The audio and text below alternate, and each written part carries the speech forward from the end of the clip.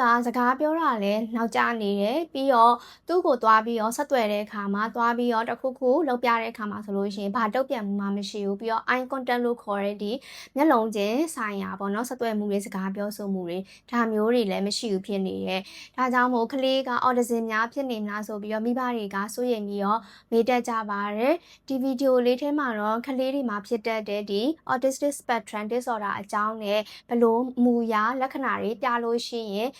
မော်နော်တတိထားတင်တယ်ပြီးရခါကျတော့ဘယ်အချိန်မှာဆိုလို့ရှိရင်မော်နော်စစ်ဆေးတင်လဲဆိုတဲ့အကြောင်းနဲ့ပတ်သက်ပြီးတော့ရှင်းပြပေးသွားမှာဖြစ်လို့အဆုံးထိကြည့်ရှုပေးကြပါအောင်နော်အားလုံးပဲမင်္ဂလာပါကျမတော့ Clay 2ခုဆရာဝန်ဒေါက်တာလင်းဖြစ်ပါတယ် Clay ကျမရဲ့ဗီဒီယိုတွေကိုဒီ Happy Kids page ကနေပြီးတော့မှမျှဝေပေးလျက်ရှိပါတယ်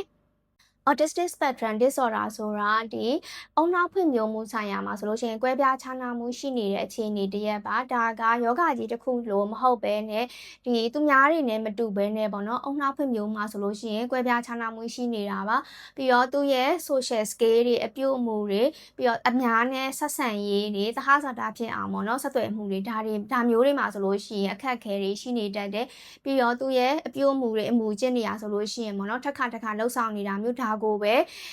ထက်ခါပေါ့နော်လုံးနေတာမျိုးကစားနည်းတစ်မျိုးတို့တဲကိုပဲကစားနေတာမျိုးပေါ့နော်ဒါမျိုးတွေရှိနေတတ်တယ်ပေါ့နော်သူ့ကိုဖြစ်စေတာကကြတော့ဒီအကြောင်းရင်းတစ်ခုတည်းကြောင့်မဟုတ်ဘဲနဲ့ multifactorial လို့ခေါ်ရဲပေါ့နော်အကြောင်းရင်းမျိုးစုံတွေပေါင်းစပ်ပြီးတော့ဖြစ်လာရတာပါဒီနံပါတ်1ချက်ကကြတော့ဒီ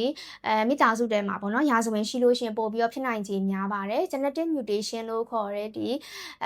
မျိုးရိုးဗီဇပြောင်းလဲမှုတွေကြောင့်ပေါ့နော်ဒီအုံနောက်ဖွံ့ဖြိုးမှာဆိုလို့ရှိရင်ကွဲပြားခြားနားမှုတွေရှိပြီးတော့ဖြစ်လာရတယ်နံပါတ်2ချက်ကကြတော့ပတ်ဝန်းကျင်ဆိုင်ရာအကြောင်းရင်းတွေဖြစ်တဲ့ဥပမာဒီမိခင်ကပေါ့နော်ကိုယ်ဝန်ဆောင်တဲ့အချိန်မှာဆိုလို့ရှိရင်ကျန်းမာရေးပြဿနာတွေရှိနေတာမျိုးပြီးတော့မွေးချိန်စောတာမျိုးနံပါတ်3ချက်အနေနဲ့ဆိုလို့ရှိရင်ဒီအုံနောက်ဖွံ့ဖြိုးမှာဆိုလို့ရှိရင်သူများနဲ့မတူဘဲနဲ့ဖွံ့ဖြိုးမှုဟာဆိုလို့ရှိရင်ကွဲပြားခြားနားနေတာမျိုးစသဖြင့်ဒီလိုမျိုးပေါ့နော်အကြောင်းရင်းမျိုးစုံတွေပေါင်းစပ်ပြီးတော့ဖြစ်လာရတာပါ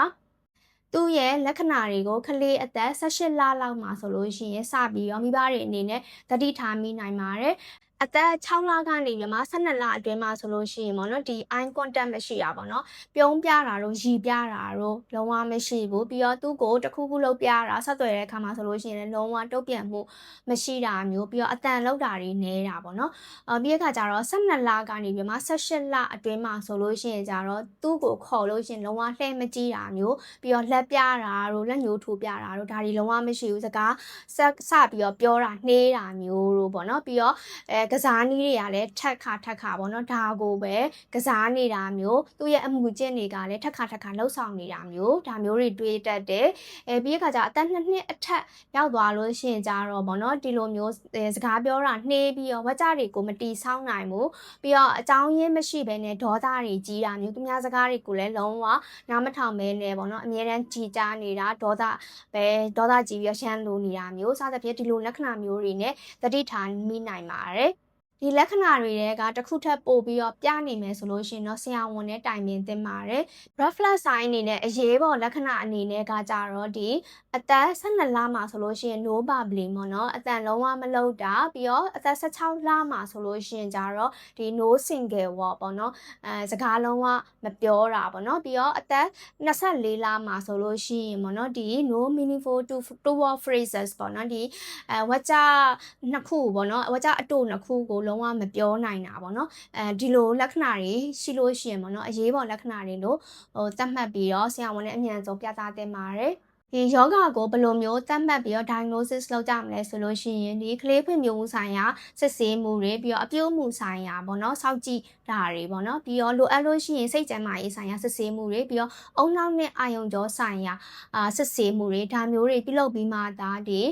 well experience ရှိရဲ့ဒီပေါ့နော်ကလေးအထူးကုဆရာဝန်တွေကနေပြီးတော့မှဒါဒီအသက်2နှစ်လောက်မှာပေါ့နော်ဒီယောဂကို diagnosis လုပ်ပြီးတော့ယောဂသတ်မှတ်ပေးနိုင်ပါတယ် autism အတွက်လုံးဝပျောက်ကင်းနိုင်တဲ့ဆေးမရှိသေးပေမဲ့ဒီဟာပေါ့နော်စနစ်တကျ